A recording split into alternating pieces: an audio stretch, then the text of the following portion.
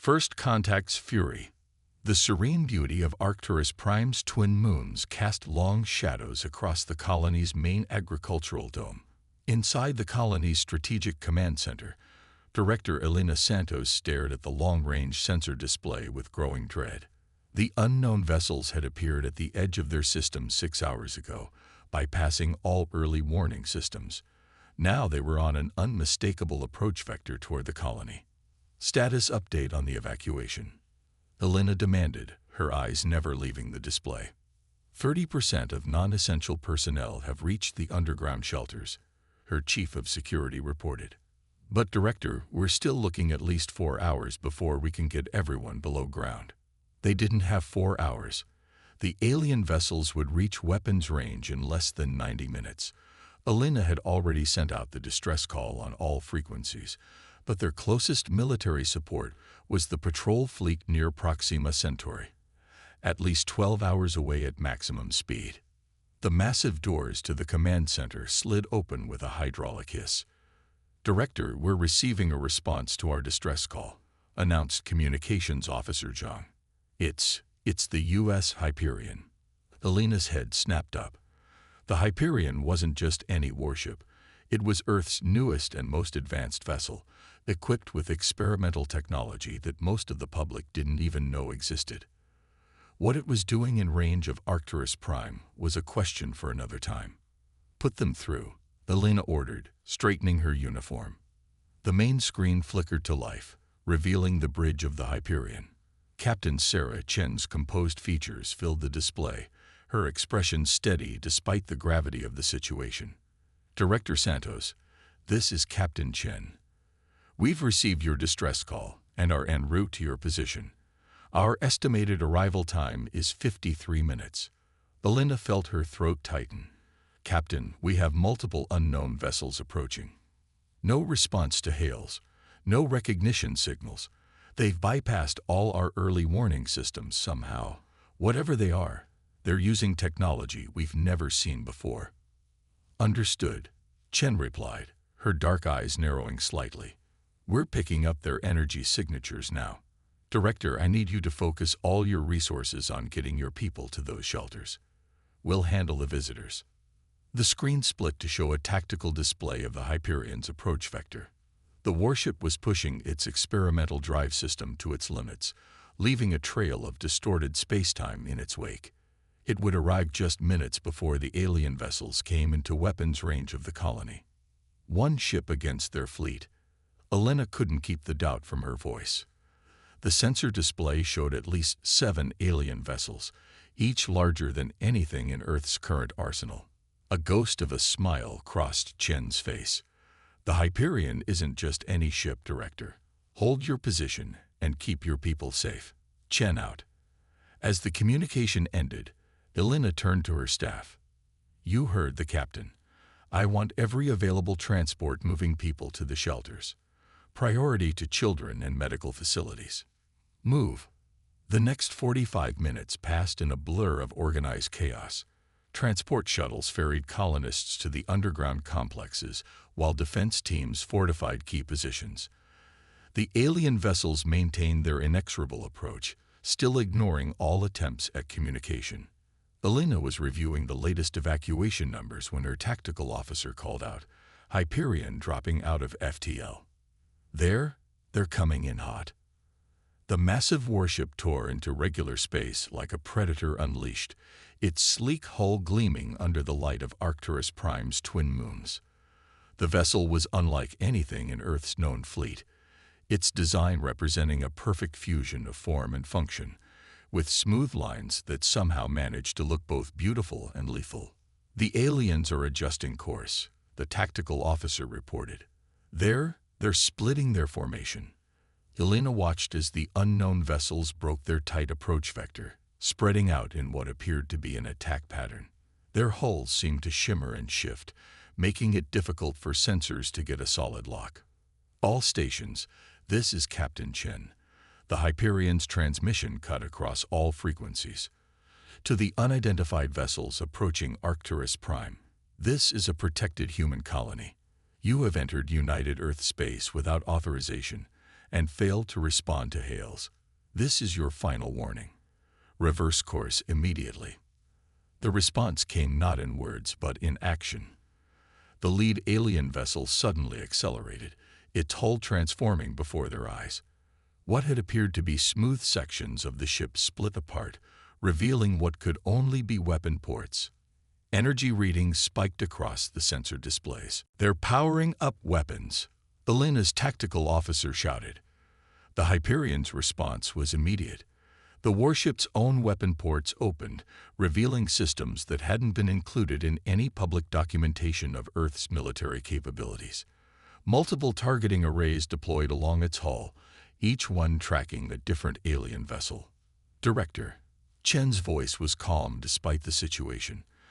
"I suggest you raise your defensive shields now." Elena gave the order just as the first alien vessel fired. A beam of strange, shifting energy lanced out toward the colony, only to be intercepted by the Hyperion. The warship had positioned itself between the attackers and Arcturus Prime, its advanced shields flaring brilliantly as they absorbed the impact. "Fascinating." Chen's voice carried a note of professional interest. "Lieutenant Reed, analysis. Their weapons appear to operate on some form of phase-shifted plasma." "Captain," a male voice responded over the channel. "Highly advanced, but not unbeatable. Our adaptive shields are already compensating for the frequency variations." The alien vessels pressed their attack, launching a coordinated barrage that lit up space around the Hyperion. The Earth warship's response was devastating. Multiple weapon systems engaged simultaneously, each one seemingly tailored to target specific vulnerabilities in the alien ship's defenses. "How is this possible?" Elena whispered, watching as the Hyperion's attacks penetrated shields that should have been impervious to known human weapons technology. The battle that unfolded over the next 20 minutes would later be studied in military academies across human space. The Hyperion moved with impossible precision, its defensive systems adapting to each new alien attack, while its weapons found increasingly effective ways to damage the enemy vessels. Captain Chen commanded with a combination of tactical brilliance and innovative thinking that seemed to anticipate her opponent's every move. Two of the alien ships were already retreating, their hulls bearing evidence of the Hyperion's devastating accuracy. A third listed helplessly in space, its main systems apparently offline. The remaining vessels maintained their attack, but their once coordinated efforts had devolved into increasingly desperate individual attempts to overcome the Earth warship's defenses. "Director," Chen's voice cut through Elena's fascinated observation of the battle. "We're detecting power fluctuations in their remaining vessels. I believe they're preparing to retreat, but there's a chance they might attempt one final attack on the colony. Maintain full power to your shields." As if to prove Chen's prediction, the alien vessels suddenly broke off their engagement with the Hyperion and turned toward Arcturus Prime. Their weapons powered up for what appeared to be a massive combined strike. The Hyperion's response was immediate and decisive. The warship's hull seemed to pulse with energy as it activated systems that had remained dormant until now. Multiple points along its length brightened with an intense blue-white light. "Initiating full spectrum response," Chen announced calmly. "Director, you might want to adjust your visual filters." What followed was unlike anything Elena had ever witnessed. The Hyperion released a cascade of energy that rippled through space in complex patterns, each wave seemingly targeted to disrupt specific systems on the alien vessels. Their weapons failed first, followed by their engines. Within moments, the remaining attackers were drifting helplessly, their once fearsome technology rendered temporarily useless by the Earth ship's countermeasures. "Arcturus Prime, this is Captain Chen. The immediate threat has been neutralized. We'll maintain position until the patrol fleet arrives to secure the area. I suggest you continue with your evacuation protocols until we can confirm there are no additional hostile forces in the system." Elena found her voice at last. "Understood, Captain. And thank you. I don't know how you did it, but you just saved over 30,000 lives." "Just doing our job, Director," Chen replied. though Elena could hear the satisfaction in her voice. Though I suspect our visitors have provided us with some valuable insights into their capabilities. The real work begins now, understanding who they are and why they attacked. As Elena watched the Hyperion take up a defensive position above the colony, she realized she had just witnessed something extraordinary. Humanity had faced its first truly hostile alien contact, and not only survived but prevailed. The implications would reshape their understanding of their place in the galaxy. But those were concerns for another day. Right now, she had a colony to secure and people to protect. And thanks to the Hyperion and its crew, she would have that chance. The edge of innovation. The captured alien vessel hung in space like a wounded predator, its once seamless hull now marked with the scars of battle. From the Hyperion's bridge, Captain Sarah Chen watched as her engineering teams prepared to board the disabled ship. The other alien vessels had managed to retreat into FTL, leaving their damaged companion behind. A decision that might prove costly for them, but invaluable for humanity. Final atmospheric analysis complete. Captain. Lieutenant Marcus Reed reported from his station. The ship's internal environment is compatible with our life support systems. Oxygen-nitrogen mix, though the pressure's about 20% higher than Earth standard. Chen nodded, her mind already racing through contingencies. Dr. Rivera, what's your assessment of their technology from the preliminary scans?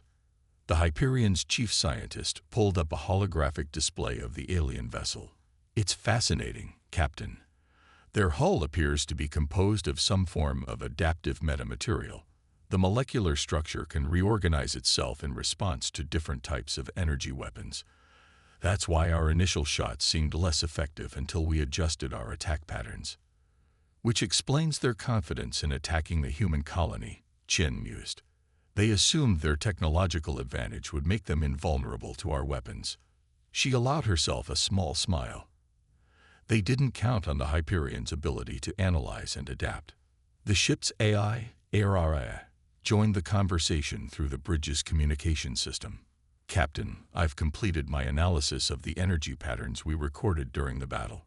The alien vessels appear to use a form of quantum-entangled communication. This would explain how they coordinated their attacks so precisely, and why we couldn't intercept their transmissions. Can we tap into their network? Chen asked. Not directly, Araya responded. But I believe we can create interference patterns that would disrupt their coordination in future encounters. I'm already working on potential countermeasures. Chen turned to her XO, Commander David Park. Prepare the boarding teams. I want a full spectrum of expertise: engineering, science, medical, and security. We need to learn everything we can about these visitors before their friends return. Already assembled, Park confirmed. Lieutenant Caftry's leading the engineering team. Dr. Rivera will handle scientific analysis, and Sergeant Wu has tactical security. The boarding operation proceeded with precision that would have made any military commander proud. 3 shuttles departed the Hyperion's launch bay, each carrying specialists equipped with the latest in protective gear and analysis equipment. Chen watched their approach on the main viewer, noting how the alien hull seemed to ripple slightly as the shuttles drew near. Captain. Araya's voice carried a note of urgency. I'm detecting power fluctuations in the alien vessel. They appear to be attempting to restore their systems. Boarding teams, be advised. Chen broadcast immediately. Possible system reactivation in progress. Proceed with extreme caution. The teams acknowledged as they made their final approach. The Hyperion sensors maintained constant surveillance, ready to extract the boarding parties at the first sign of serious danger. Through their helmet cameras, Chen and her bridge crew watched as the teams made their way into the alien ship through an emergency airlock they'd managed to override. The interior of the vessel was unlike anything they'd seen before. Corridors seemed to shift and change subtly as they walked, the walls themselves appearing almost alive, with flowing patterns of light and shadow. These patterns, Dr. Rivera's voice came through clear, but hushed, as if speaking in a sacred place. They're not just decorative. They're carrying information, power distribution, System status, maybe even some form of internal communication. Confirmed, Lieutenant Catry added. The whole ship appears to be one interconnected system. The boundaries between hull, circuitry, and internal mechanisms are fluid. It's more like a living organism than a conventional spacecraft. As the teams progressed deeper into the vessel, they began to encounter more signs of the advanced technology that made these aliens so formidable. What appeared to be their engineering section contained machinery that seemed to defy traditional physics, with components that existed partially in normal space and partially in some other dimension. Dr. Rivera, Chen called, focus on their weapons and defensive systems. We need to understand how they... She was cut off by a sudden alarm from the Hyperion sensors. Multiple FTL signatures detected. Reed announced, 5 vessels, same configuration as our previous visitors. They'll be here in less than 10 minutes. Chen's decision was immediate. Boarding teams, prepare for emergency extraction. Download whatever data you can in the next 5 minutes, then get back to your shuttles. The teams worked with desperate efficiency, their specialized equipment copying as much information as possible from the alien systems. As they rushed back toward their entry point, Sergeant Wu's security team encountered their first real surprise, a sealed compartment that their sensors hadn't detected earlier. Captain, Wu reported, we're picking up life signs behind this barrier. Weak, but steady. I think we found their crew. Chen's mind raced through the implications. The aliens had abandoned their damaged ship, but left behind their injured. Or was this some form of trap? They didn't have time to investigate properly with hostile reinforcements approaching, but they couldn't leave potential prisoners to die either. How many life signs, Sergeant? 3 distinct signatures, Captain. They appear to be in some form of stasis. Can you breach the compartment safely? Yes, ma'am. Dr. Rivera says the system looks like a medical preservation unit. We can disconnect it and transport it intact. Chen made her decision. Do it, but maintain maximum containment protocols. Get them and yourselves back here immediately. The next few minutes were a blur of coordinated activity.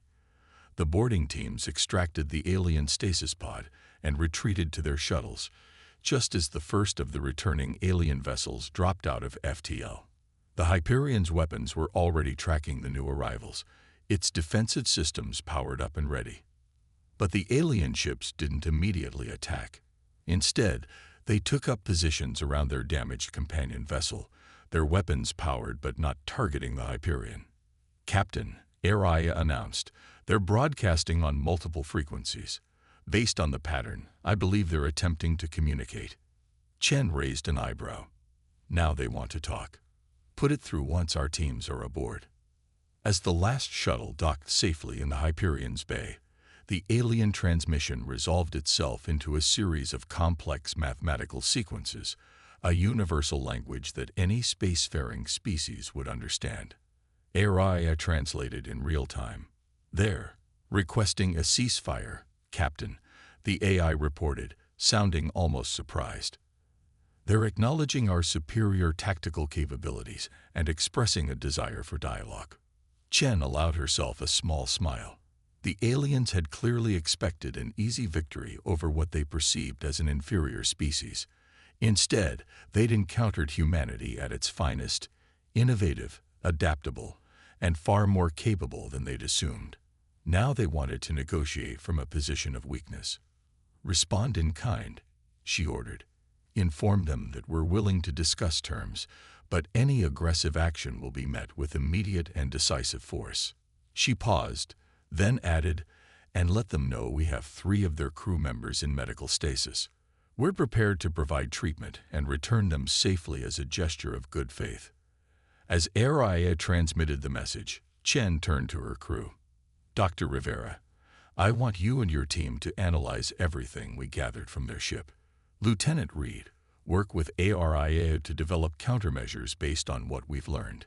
Commander Park, coordinate with Director Santos on the surface. I want the colony's defenses upgraded with our new insights. The bridge crew acknowledged their orders, and set to work with efficient precision.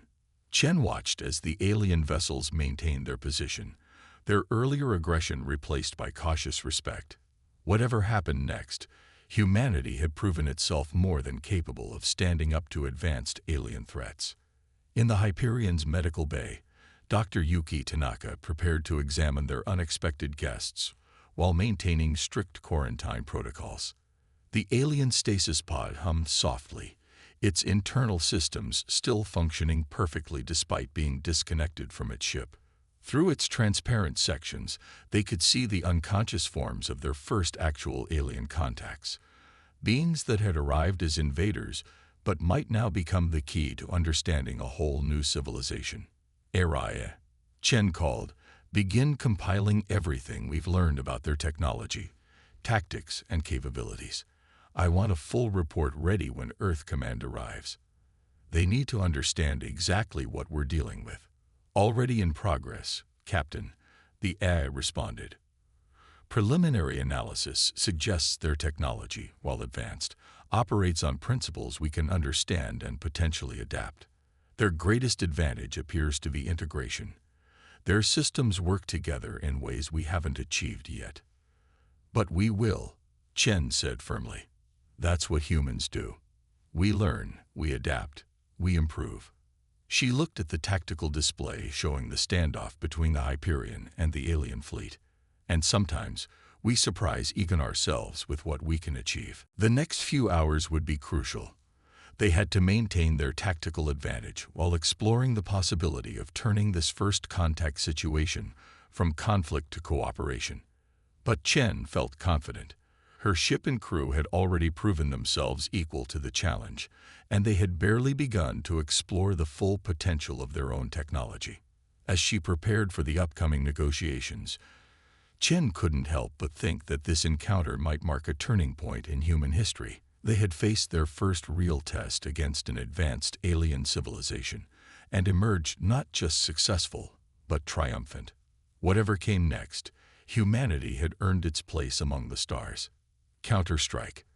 The Hyperion's conference room buzzed with activity as holographic displays filled the air with streams of data. Captain Chen sat at the head of the table, surrounded by her senior staff and their unexpected guests. Two representatives from the alien fleet, now identified as the Kryvax Dominion. The aliens were tall, with iridescent skin that seemed to shift colors with their movements. Their large, multifaceted eyes reflected light in mesmerizing patterns, and their movements were precise and deliberate. Through the translation matrices developed by AI, they had introduced themselves as Emissary Zarak and Technical Advisor Ven. Your adaptation rate is unprecedented, Ven was saying, their translator converting complex harmonics into human speech. No species has ever countered our phase-shifted weapons so quickly. Necessity breeds innovation, Chen replied diplomatically.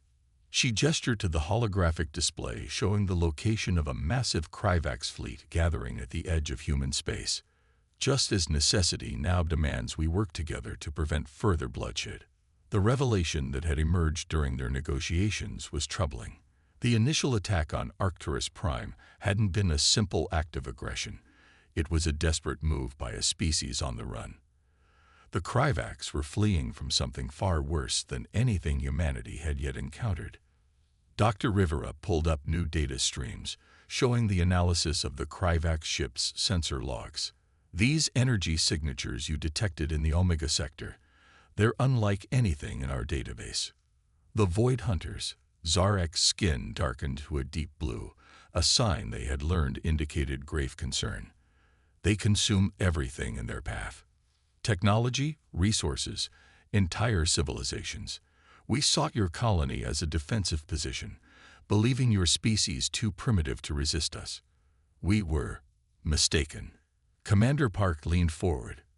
And now these hunters are headed toward both our territories. Correct, Ven confirmed. Our long-range scouts detect 3 of their world ships approaching.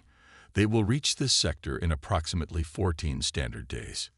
Chen studied the tactical projections ARIA was generating. The Void Hunter ships dwarfed anything in either human or Krivax fleets. Their technology appeared to operate on principles that defied conventional physics, making them nearly impossible to track or engage effectively. What we need, Chen said slowly, is to combine our strengths. The Krivax have advanced metamaterial technology and quantum communications. We have adaptive systems and innovative tactical approaches. Together. Impossible, Ven interrupted. Our systems are not compatible with. That's not entirely accurate. Lieutenant Katri spoke up from her station. She manipulated the holographic display to show her latest engineering analysis. The principles behind your quantum communication network are similar to how our ARIA system processes data. With modifications, we could create a hybrid system. The next few hours were intense as both species' technical experts collaborated on what would become known as Operation Synthesis. The Hyperion's advanced fabrication facilities worked around the clock, producing modified components that could interface with Krivax technology. Director Santos, joining via secure link from the colony, coordinated the transformation of Arcturus Prime into a forward operating base. The colony's agricultural domes were repurposed into production facilities, using techniques developed by both species to create new defensive systems. The key, Dr. Rivera explained, pointing to a simulation, is using the Krivax metamaterials to enhance our adaptive shield technology. Instead of trying to block the Void Hunter's weapons, we let the shields partially phase shift, redirecting their energy back at them. Like turning their own strength against them. Chen nodded. But we'll need perfect coordination between all ships to create a large enough effect. That's where ARIA proved invaluable. The AI worked with Krivax quantum computers to develop a new form of battle network. Every ship, whether human or Krivax, would be linked in real time, able to act as one coordinated force, while maintaining individual tactical flexibility. As the days passed, more ships arrived from both civilizations. The human fleet brought their latest technology, while the Krivax contributed their most advanced vessels. Engineers and scientists from both species worked tirelessly, learning from each other and creating hybrid systems that were more powerful than either could have developed alone. We've detected a change in the Void Hunter's approach vector, Reed reported during one of their daily briefings. They're accelerating. New estimated arrival, 10 days. Chen looked at the assembled human and Krivax officers. Then we have 10 days to turn theory into practice. Begin full combat drills. I want every ship crew, both human and Krivax, to understand exactly how our combined systems work. The space around Arcturus Prime became a testing ground as the Allied fleet practiced their new tactics. The Hyperion, now equipped with Krivax metamaterial armor, in addition to its advanced systems, led the demonstrations. They learned that timing was crucial. The phase-shifted shields had to be synchronized perfectly across multiple ships to create the desired effect. We're still vulnerable if they adapt their attack pattern, Zarak pointed out during a tactical review. The Void Hunters are known for their ability to analyze and counter any defense. That's why we won't give them time to adapt, Chen responded. She brought up a new tactical display. We're not creating one perfect defense. We're creating multiple layers of constantly changing defenses. Every time they adapt to one approach, we switch to another. The concept was uniquely human. Instead of seeking perfection, they embraced constant change and adaptation. The Krivax, with their focus on technological superiority, had never considered such an approach. But as they watched the simulation play out, they began to see its potential. Aria's voice interrupted their planning session. Captain, we're detecting unusual energy fluctuations from the colony's direction. All eyes turned to the main viewer. Above Arcturus Prime, the space itself seemed to ripple and distort. For a moment, everyone feared the Void Hunters had arrived early. Instead, they witnessed the successful test of another hybrid technology, a new form of space-time manipulation that combined human theoretical physics with Krivax practical applications. The distortion field is stable, Dr. Rivera reported excitedly. We can create temporary pockets of altered spacetime, disrupting their ability to track or target our ships. More importantly, Katri added, we can use it to enhance our weapons' effectiveness. The distortions can focus our combined firepower, multiplying its impact. The breakthrough energized both crews. More innovations followed as humans and Kravax learned to think in new ways, combining their different approaches to create strategies neither would have conceived alone. 7 days before the Void Hunters' anticipated arrival, they conducted their first full-scale battle simulation. The combined fleet moved with unprecedented coordination, ships weaving complex patterns through space as they executed their hybrid tactics. When simulated hunter weapons fire approached, the fleet's synchronized shields shifted in perfect harmony, turning the energy back on itself. Remarkable, Ven observed, their skin shimmering with excited patterns. In all our centuries of space travel, we never imagined such possibilities. We thought our technology had reached its peak. That's the difference between our species, Chen replied. You seek perfection. We seek improvement. Neither approach is wrong, but together, she gestured to the fleet display, where human and Kryvax ships moved as one. Together, we create something entirely new. The next days were filled with final preparations. Every ship was equipped with the new hybrid systems. Crews trained together, learning to trust each other and their combined capabilities. The colony itself was transformed into a fortress, its defenses now incorporating the best of both species' technology. But even as they prepared, they knew the real test was yet to come. The Void Hunters had never been defeated, never even been forced to retreat. They had consumed countless civilizations, each more advanced than the last. Now they would face something unprecedented. 2 species working as one, combining military discipline with innovative thinking, advanced technology with tactical flexibility. As Chen stood on the Hyperion's bridge, watching the combined fleet take up their defensive positions, she felt a mix of pride and anticipation. They had accomplished something remarkable in just a few short weeks, turning potential enemies into allies and creating entirely new technologies in the process. All ships report ready, Captain, Park announced. The battle network is functioning at optimal efficiency. Chen nodded, her expression determined. Send word to all vessels, human and Kryvax alike. Remember your training. Trust in each other. And most importantly, be ready to adapt. The real battle is about to begin. The turning point. They appeared like tears in the fabric of space itself, massive vessels that seemed to absorb both light and hope. The Void Hunters had arrived ahead of schedule, their 3 world ships emerging from FTL travel with an otherworldly grace that belied their destructive nature. Captain Chen stood on the Hyperion's bridge, watching as the tactical display updated with real-time data from their combined sensor network.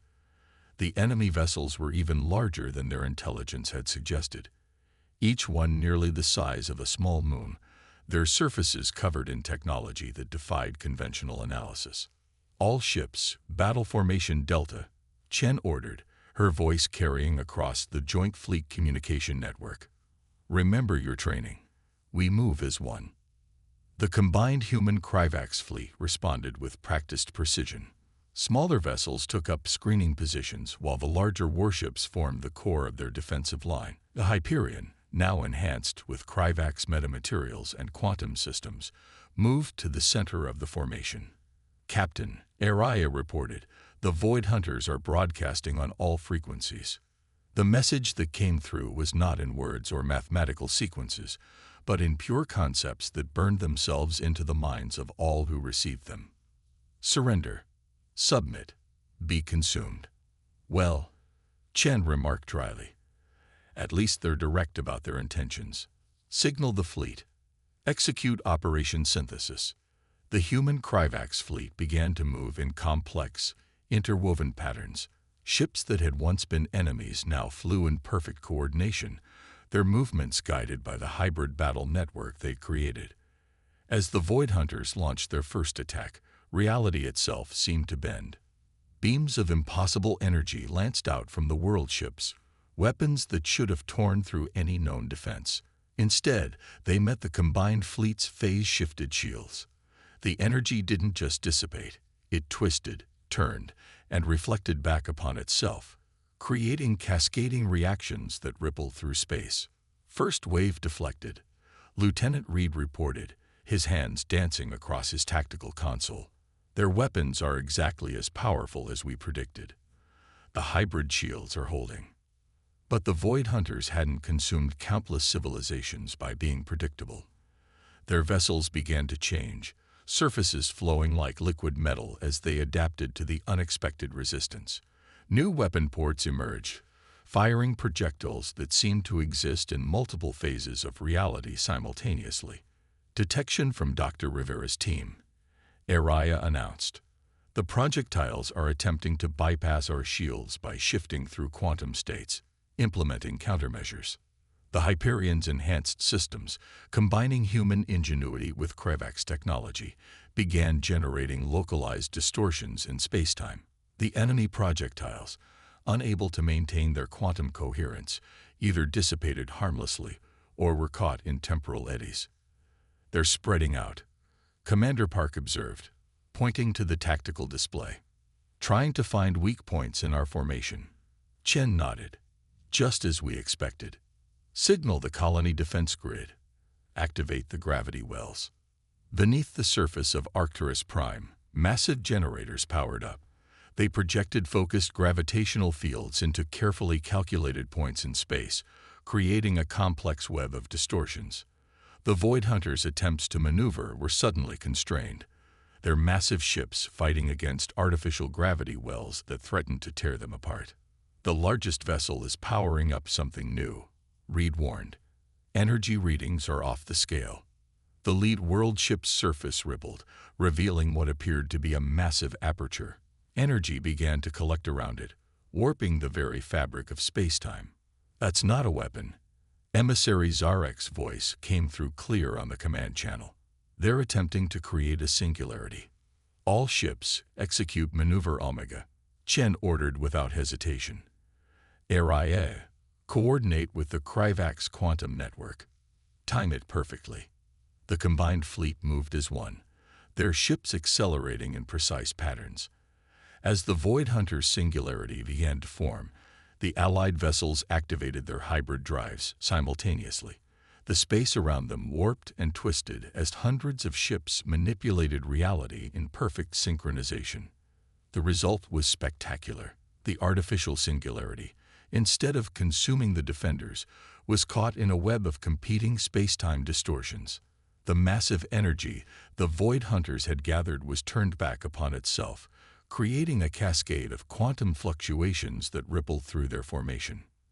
Direct hit on their primary vessel, Reed reported, excitement breaking through his professional demeanor. Their hull integrity is compromised. For the first time in recorded history, a Void Hunter world ship showed signs of damage. Its surface writhed as it tried to repair itself, but the combined effects of the failed singularity and the Allied fleet's continued assault proved too much to handle. All ships pressed the advantage, Chen ordered. Concentrate fire on the damaged sections. Don't give them time to adapt. The battle that followed would be studied for generations to come. Human tactical flexibility merged with Krivak's technical precision, creating attack patterns that evolved faster than the Void Hunters could counter. When the enemy adapted to one approach, the Allies would switch to another, never presenting the same defense or attack twice. Their secondary vessels are falling back, Park announced. They're trying to protect the damaged primary. Chen leaned forward in her command chair. This is our moment. Signal all ships. Execute final protocol. Throughout the Allied fleet, crews activated systems that had been held in reserve. The space around Arcturus Prime lit up with energy as hundreds of ships engaged their hybrid drives at full power. The fabric of reality itself seemed to groan under the strain.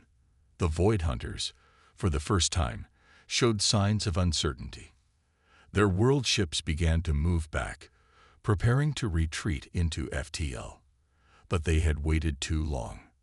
The combined effect of hundreds of hybrid drives created a massive distortion field, trapping the enemy vessels in a pocket of warped spacetime. Their attempts to escape only made the effect stronger, their own massive engines contributing to their imprisonment. "We have them," Chen announced, her voice carrying across all channels. "All ships, fire everything you have. Don't let up until those ships are completely disabled." The next few minutes were a symphony of destruction as the Allied fleet poured fire into the trapped Void Hunters. Their once invincible hulls, already weakened by the earlier attacks, began to break apart under the sustained assault. The primary world ship was the first to fall, its massive form splitting apart as chain reactions tore through its systems. The secondary vessels, realizing their defeat was imminent, attempted one final desperate attack. They initiated their self-destruct sequences, hoping to take their enemies with them. Detecting massive power buildup in the remaining vessels, Araya warned, "They're going critical. Redirect all power to the containment field." Chen ordered, "Keep them trapped in the distortion bubble." The Allied fleet strained their engines to maintain the space-time distortion, preventing the Void Hunters' final act of destruction from reaching them. When the enemy ships finally exploded, their tremendous energy was contained within the artificial pocket of warped space, creating a spectacular but harmless light show. As the energy dissipated and normal space reasserted itself, an eerie silence fell over the battlefield. For several moments, no one spoke, hardly daring to believe what they had just accomplished. Finally, Commander Park broke the silence. "All enemy vessels confirmed destroyed, Captain. We actually did it." Chen allowed herself a small smile. "No, Commander. We all did it. Together." She opened a channel to all ships. "This is Captain Chen. Stand down from battle stations, but maintain defensive positions. Well done, everyone. Well done indeed." Across the fleet, human and Kryvax crews began to celebrate. They had achieved what countless civilizations had failed to do. They had defeated the Void Hunters. More than that, they had proven that cooperation and adaptation were more powerful than any single technology or tactical doctrine. As Chen looked out at the combined fleet, still moving in perfect coordination even after the battle, she knew they had witnessed more than just a military victory.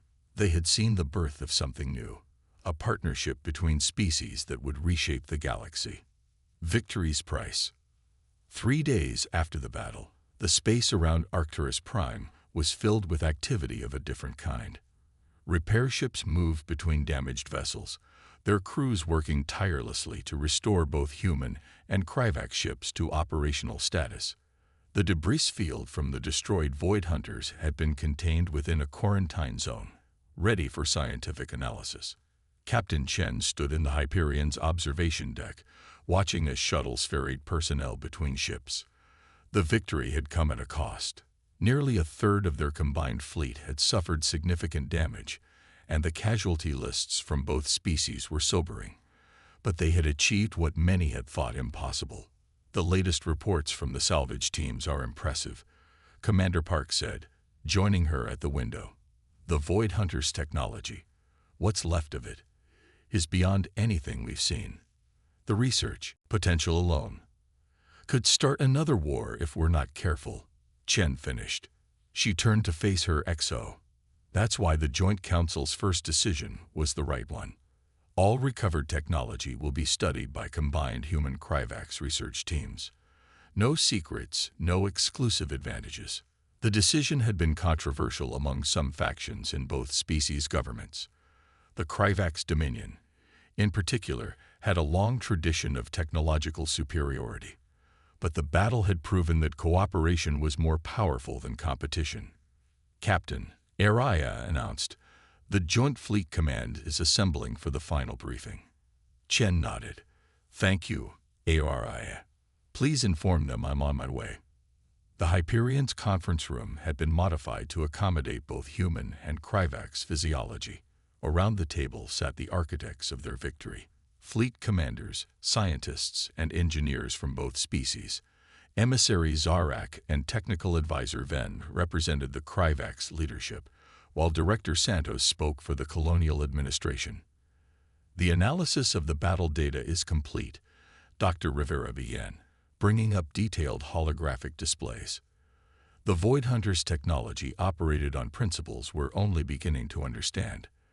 Their ability to manipulate quantum states in spacetime was far beyond our initial estimates. Which makes our victory even more significant, Ven added, their skin shifting through patterns of scholarly excitement.